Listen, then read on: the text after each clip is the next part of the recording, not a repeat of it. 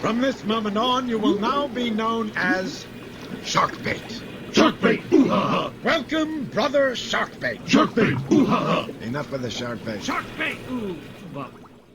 Hey, what's up everybody? This is D, giving you a quick update because recently somebody was making a comment in regards to starting their first tank and how to control certain pieces of growth. So as a example, I was explaining to them how the relationship between the corals closely resembles any garden that you grow. You get plants that grow very vigorously and corals that grow very vigorously, like Kenya trees or Xenia or button polyps or zoas.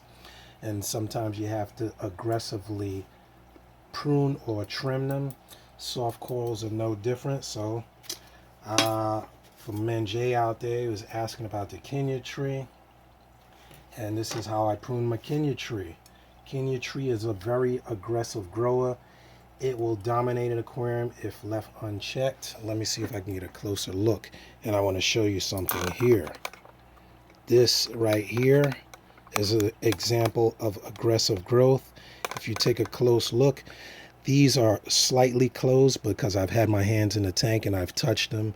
But what you want to do is any of these that are growing closer to other corals like these, like Pocillopora here. I have some zoas over here, candy cane. As you can see, the Kenya tree will grow very close to these other corals and they will look as if they're becoming limp, like this piece right here. That means they are fighting for space. And what you want to do, it may look really drastic. You want to take the stalk that looks like it's going to drop, cut it with sharp scissors. The coral is extremely resilient. You could do one of two things. You can attach the piece that you remove right here. You can attach it to a frag plug and create another beautiful piece. Or you can remove them and give them to a friend, which is what I'm going to do because I have a heck of a lot of Kenya tree in my main tank. And if you look in this cup, I have a lot in the cup because I've already pruned quite a bit.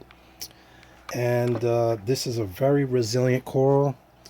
It will recover very quickly. As you can see, that area was completely covered and my rasp is looking like, wow, I can see out. I couldn't see out 10 minutes ago.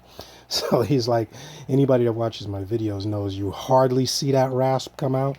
Why? Because he is completely engulfed with coral. His little cave is covered. He's really happy now. I haven't seen him swim out in the open like this in about 2 weeks. So that little guy, the Lamarck's rasp, is really happy and he's looking around to see what I've done. And I've trimmed the Kenya tree. Kenya tree is very resilient. As many other leathers, they are very closely related to regular leather corals, with the difference being that they will drop and spread much quickly than a leather coral, which spreads by attaching and splitting. So in this cup, I have many pieces of Kenya tree, which can easily become another piece. And for example, I'll show you some pieces that I have attached. Let me move the camera a little bit that way, and I'll show you some pieces like this one here. Let me take the tweezers. This was a little itty bitty piece, if I can get it out of the grate here. See that plug? That is a whole new colony waiting to become a colony.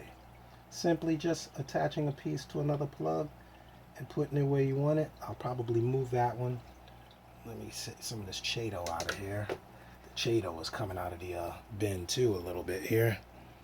But a lot of these pieces I have split, and like that Pavona up there, if you take a look at that Pavona, that was broken off a piece of that one there, which both of them are 5 times the size of the piece that I got, which was about not even an inch, from one of the great members of the Brooklyn Aquarium Society, Steve Matassa, our president, gave me a small piece because I told him, Steve, I haven't ever grown any SPS or LPS, so he gave me those, saying they were really easy to frag and plug. There's another piece down there. Don't mind my rickety squeaky tripod. It's squeaky because it's old, like me. And those pieces are really easy to frag and share with friends. And you get over your fear of handling the corals the more you actually handle them, because you learn what ticks them off and what their growth patterns are. And like pulsing Xenia will spread extremely aggressively if not placed in check. And that's why the Kenya tree and the Xenia fight for space. It's kind of an ongoing warfare with coral. You got to be part of the learning curve is learning the hard way, which I have many occasions. I read a lot of books. I follow a lot of guys online. I speak to a lot of guys that are, I don't want to say experts because I don't like using the term experts, but experienced, proven experienced in the hobby. Like, Joe Ayulo, he's spoken at our aquarium club meetings more than once. We've gone and visited the Long Island Aquarium. If you don't or haven't gotten a chance to visit the Long Island Aquarium, I suggest you do so. It's a wealth of information.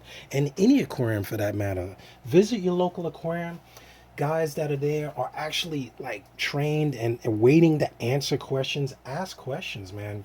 Don't rely so much on blogs and YouTube and everything, because nothing beats just going to an aquarium where it's proven with science and getting a few books, man. It's amazing how many people spend so much money on the coral, fish, and wildlife and won't spend the money on a book. Well, believe me, I have tons and tons and tons of books, magazines, Reef Keeper, Coral Magazine, Saltwater Hobbyist. I read, man, and that's how you learn. What you don't learn the hard way, you learn by education like any other thing. If you want to be a doctor, you got to go to school, you got to read books, you got to study. Same thing. So I thought I'd give you that quick shout out to show you how this aquarium has gotten to grow so densely as it has. And it is definitely a lot of work involved as far as keeping your eye and keeping the corals in balance. See how they're starting to form a natural balance. I'll send a picture when these guys reopen later on. I'll post a picture on the Facebook page so you can see how quickly they recover. Even that one that I shuffled around, look how it just opened back up. Now you can see my Xenia starting to reach up. They were starting to close. As you can see, these have done here because they were irritated by the Kenya tree. See, those Kenya tree grow on top of them and they irritate them and they fight for space. So this is D. Just thought I'd share that with you because I love sharing little tidbits. Like I say, we're no professionals. We're all learning in the hobby. We share experience, and by experience, we do better and we learn. So if you got any questions, post your comments. Hey, by chance, if you need any Kenya tree, if you need any leather coral, I got leather coral upstairs. I got Kenya tree upstairs. I'm debating breaking off some of the Pavona and trying to move it upstairs because I don't have any SPS. Oh brother, really, Freddie? You don't know. My Blenny is always loving attention. You should see him just hovering and waiting for me to put the camera on him. But anyway, to stay on topic, he's just sitting there waiting by the cup. I've trained him to feed out of this cup, so he's literally swimming straight under the cup waiting for me. Okay, Freddie, I'll feed you. But anyway, if you need any Kenya tree or any mushrooms, you guys want to trade, look, I'm really fair. I share with other hobbyists because that's how we do better, spreading the love for the hobby.